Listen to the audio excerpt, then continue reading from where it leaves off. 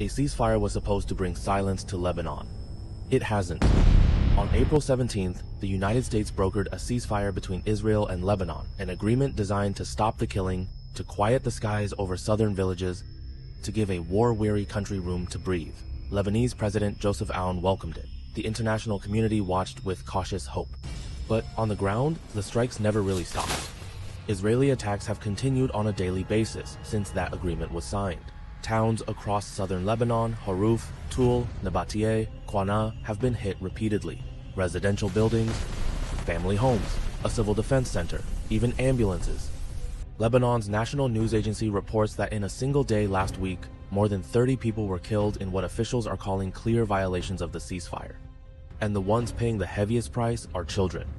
UNICEF reports that in just 1 week alone, at least 59 children were killed or wounded in Lebanon, despite the ceasefire agreement. Since Israeli strikes began escalating in early March, more than 200 children have been killed in total, 23 killed, 93 injured, after a ceasefire. UNICEF's regional director for the Middle East and North Africa, Edouard Begbetter, did not mince words. He said, "Nearly a month ago, an agreement was reached to silence the weapons and stop the violence. Reality is proving to be very different. Continued attacks are killing and injuring children, deepening their exposure to trauma and leaving devastating consequences that could last a lifetime." The agency is calling on all parties to protect civilians, comply with international humanitarian law, and honor the ceasefire not just in name, but in practice. Because the damage goes beyond what bombs can measure.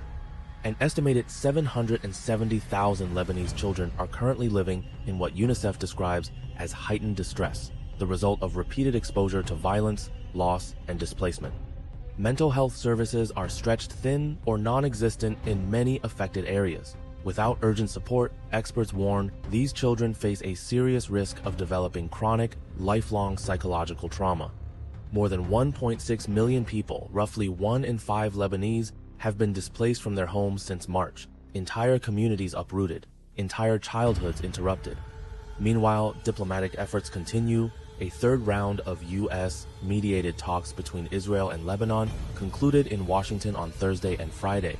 The ceasefire has now been extended by 45 days. U.S. officials call the talks highly productive.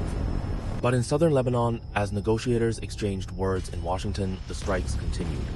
A ceasefire on paper, a war on the ground, and children caught in between with nowhere left to go.